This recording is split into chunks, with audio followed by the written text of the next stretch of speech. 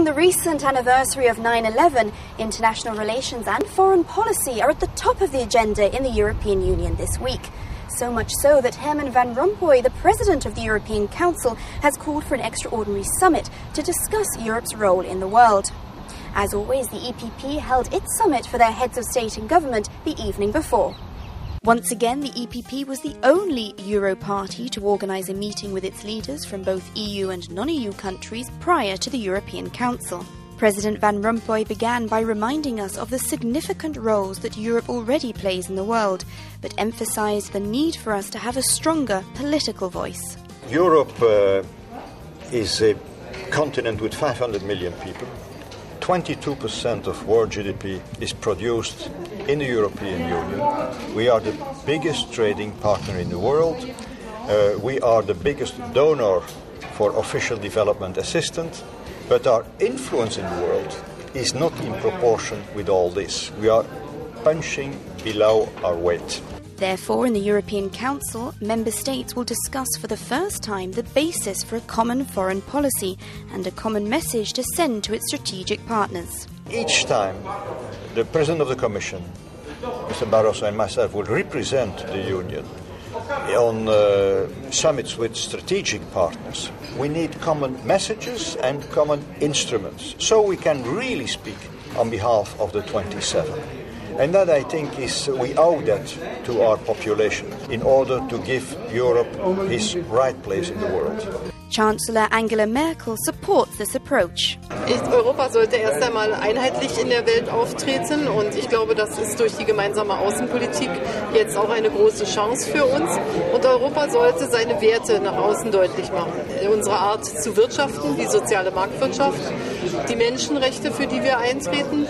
Und Europa sollte natürlich ein guter Freund auch anderer sein und durchaus denen, die arm sind auf der Welt, helfen, dass sie auch mit eigener Kraft zu mehr Wohlstand kommen.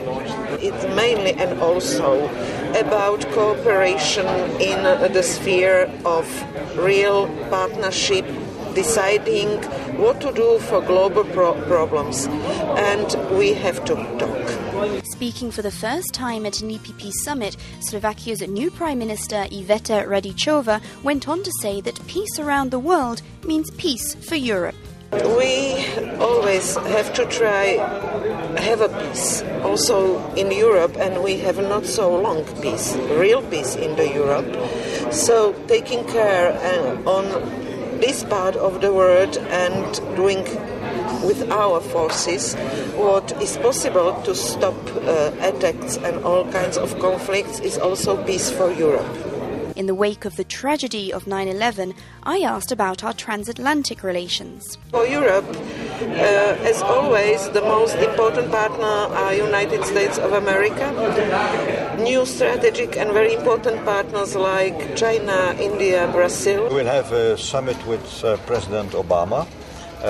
And of course the transatlantic relations are key in our foreign relations because we share interests, we share values. But we need a real partnership, an equal partnership. And there are some problems with in the last months and in the last years. But we will speak openly, we will speak frankly, and then I think we gave a new impetus to our transatlantic relations. This enlarged EPP summit has proven once again its importance because it is this political coordination and centre-right synergy which will have a larger impact in the European Council. And ultimately it is these meetings which will help the European Union to form a stronger political identity in the world. Thank you for joining my EPP TV here at Mesa Castle in Brussels, and we look forward to seeing you again soon.